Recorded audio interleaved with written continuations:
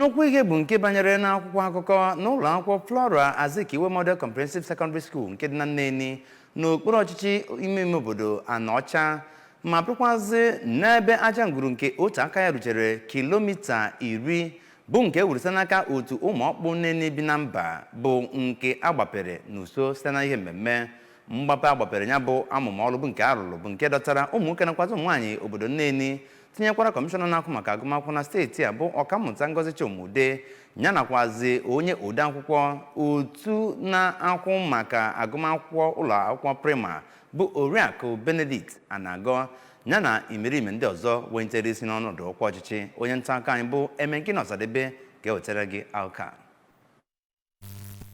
Ka ọ na-ekwu okwu onye isi oche ya bụ mmemme bụ Chief Simeon Eyisi toro Umuokpu Neni n'obodo Oyibo ka ha siri wee zaa oku akụluo ụlọ nke ọchịchị Gọvanọ Chukwuma Soludo kpọrọ ma kwukwa na ya bụ ihe ndị Umuokpu Neni mere kpalitere mmụọ ha wee kpọzie ndị ụmụ nwoke ka ha nyomie ihe dị otu a ma kpọzikwa ụmụ akwụkwọ ka ha gụsie akwụkwọ ha ike.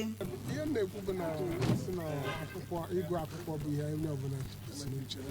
ụwa niile enyegotala akwụkwọ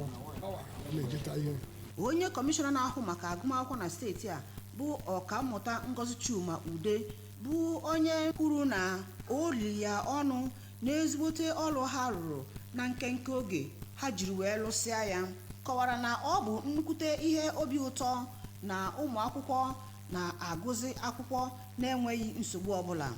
Ọkammụta Chimude bụ onye kwuru na gọọmenti steeti a ga-ewerezi iledo ụlọ akwụkwọ obodo niile dị na steeti a anya iji wee mee ka ha bụrụ ụlọ akwụkwọ nke ịma ihe. Kpọziri ụmụada obodo ndị ọzọ dị na steeti a ka ha nyomizie ezi ihe nka. Onye isi ya bụ ụlọ akwụkwọ bụ Lady Maureen Mmadụabụchi bụ onye kọwapụtara etu ya bụ ụlọ akwụkwọ siri bido n'afọ 1965 kwuru na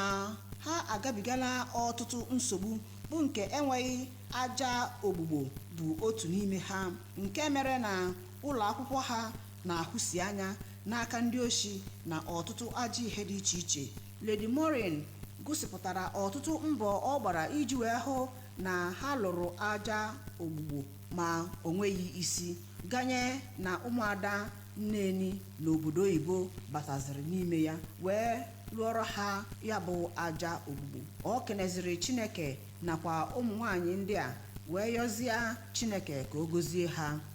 Ekele dị Chineke,